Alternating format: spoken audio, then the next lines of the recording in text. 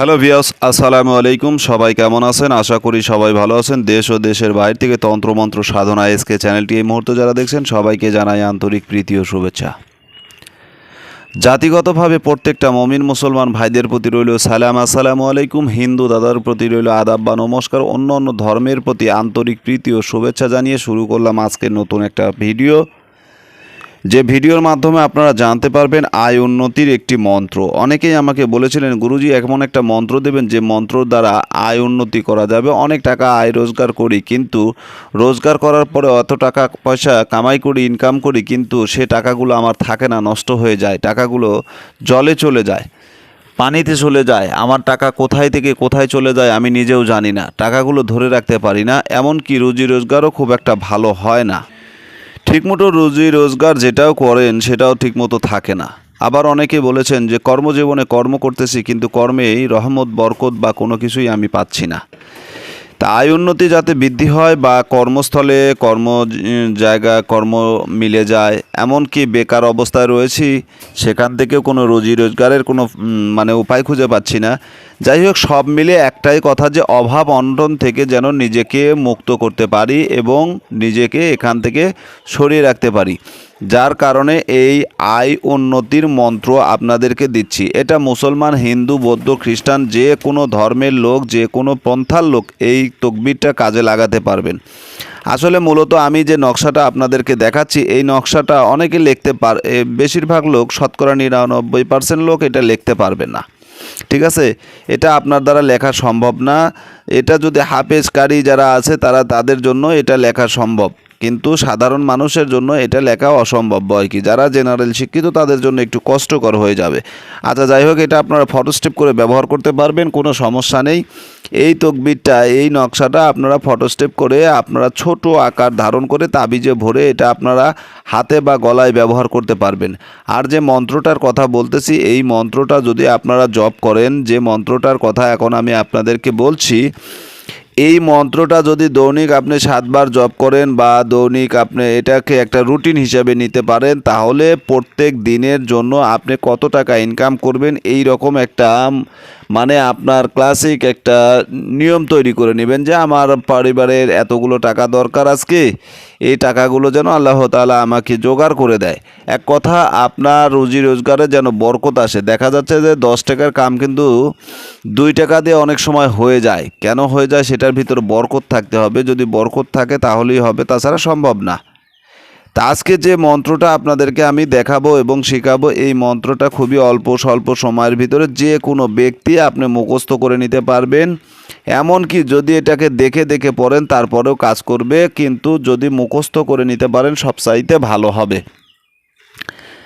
মুখস্থ করার পরে যদি নিয়মিতভাবে এটার যদি আপনি আলোচনায় নিয়ে আসেন, আমলে নিয়ে আসেন, তাহলে খুব তাড়াতাড়ি আপনি এটার সঙ্গে সঙ্গে এটার ফলাফল পাবেন ইনশাআল্লাহ। কোনো সমস্যা নেই, কোনো বাধ্যবাধকতা নেই। ঠিক আছে, কিভাবে এই মন্ত্রটা আপনারা প্রয়োগ করবেন, কিভাবে এই মন্ত্রটা ব্যবহার করবেন, আসেন সরাসরি আমি মন্ত্রটা আপনাদেরকে দেখাচ্ছি। এটা হচ্ছে আয় উন্নতির মন্ত্র। রিজিক দাও আল্লাহ, রোজগার দাও আল্লাহ, আমারে মিলাও আল্লাহ, মোহনীর মোহন মুখ মোহনীর জীব চুচিয়া খাইলাম পানি, জীব চুচিয়া খাইলাম রস, হে আল্লাহ আমার এই মন্ত্রে এই এলাকার সব নারী পুরুষ আমার কার্যকর বশ, দোহাই মোহাম্মদের। এখানে এই যে 7 বার যে কথাটা বলা আছে, এভাবে বলবেন, দোহাই মোহাম্মদের 7 বার। নিয়ম প্রতিদিন 7 বার করে এই মন্ত্র আপনাকে জপ করতে হবে। ঠিক আছে, যেহেতু দোহাই ব্যবহার করা বা দোহাই লাগানোর যে দোহাইয়ের যে কাজগুলো, এগুলো সচরাচর আসলে করা ঠিক না, এগুলো কুফরি কাজ। ঠিক আছে, এরপরেও যদি কোনো মানুষ যদি সঠিক পন্থায় যদি কেউ যদি বলতে চান বা সাহায্য চান, কারো যদি কোনো কিছু প্রয়োজন হয়, তাহলে সর্বপ্রথম আপনাকে যেটা করতে হবে, কোনো ব্যক্তি যারা মুসলিম, এক কথায় যারা মুসলমান, তাদের কারো কাছে সাহায্য চাওয়ার কোনো প্রয়োজন নেই। যদি 5 ওয়াক্ত নামাজ যদি জামাতের সঙ্গে এখলাসের সহিত আপনি তাকবীরুল্লাহ সহিত যদি 5 ওয়াক্ত নামাজ কোনো ব্যক্তি যদি কোনো মানুষ যদি জামাতের সঙ্গে আদায় করতে পারে তাহলে তার রুজি রোজগারের কোনো প্রশ্নই আসে না। এক কথা অভাব কী জিনিস সেটা তো বুঝতেই পারবে না, কারণ মহান আল্লাহ তাআলা ওয়াদা করেছেন যারা 5 ওয়াক্ত নামাজ জামাতের সঙ্গে ইক্তেদার সহিত এক কথা ইমামের পিছনে ইক্তেদা করবে তাদের তো 5টা পুরস্কার দুনিয়াতেই দেওয়া হবে। তার ভিতরে মনে করেন তার কোনো প্রকার অভাব থাকবে না, পেরেশানি থাকবে না, টেনশন থাকবে না, মানসিক চাপ থাকবে না। তে ভাই সবচাইতে বড় কথা, যদি 5 ওয়াক্ত নামাজ যদি একটা মুসলমান পড়তে পারে তাহলে তার অভাব থাকার কথা না, বেকারত্ব থাকবে না, চাকরির ভয় থাকবে না, রুজি রোজগার কোনো দিন মানুষ করতে পারে না যদি মহান আল্লাহ তাআলা সেটা না দেয়। তো ভাই সহজ বিষয়টা আমরা বুঝি না, কারণ আমরা নগদে বিশ্বাসী, বাকিতে বিশ্বাস করি না। আর যেটা আমাদের চোখের সামনে থাকে, বাহ্যিক চোখে আপনারা যেটা দেখেন আমরা দেখি সেটার উপরেই আমরা বেশি মোটিফাই হয়ে থাকি। আর বিশেষ করে যেটাকে দেখা যায় না, অর্থাৎ ইলহাম যে জিনিসটা আমরা স্বচক্ষে নিজ চক্ষে দেখিচ্ছি না, যেমন রহমত বরকত, এগুলো হচ্ছে গায়েবী জিনিস, এগুলো হচ্ছে মহান আল্লাহ তাআলার কুদরতের জিনিস, এগুলো তো দেখা যায় না। যার কারণে এটার প্রতি আপনার বেশিরভাগ লোক এটার প্রতি ঈমান বা আস্থা না আনতে পারেন না। যারা ঈমানদার পরহেজগার তারা দেখেন এগুলোর প্রতি ঠিকই ঈমান এনেছে এবং বিশ্বাস করেছে যে রুজি রোজগার এবং রহমত বরকত এটা মহান আল্লাহ তাআলার। একজন কোটি টাকা ইনকাম করতেছে, পরিবারে শান্তি নেই, ঠিকমতো খাইতে পারতেছে না, ডায়াবেটিস হয়েছে, বিভিন্ন রোগে সে আক্রান্ত হয়ে আছে, মানে ডাক্তার বলছে এটা খাওয়া যাবে না, ওটা খাওয়া যাবে না, এটা করা যাবে না, ওটা করা যাবে না।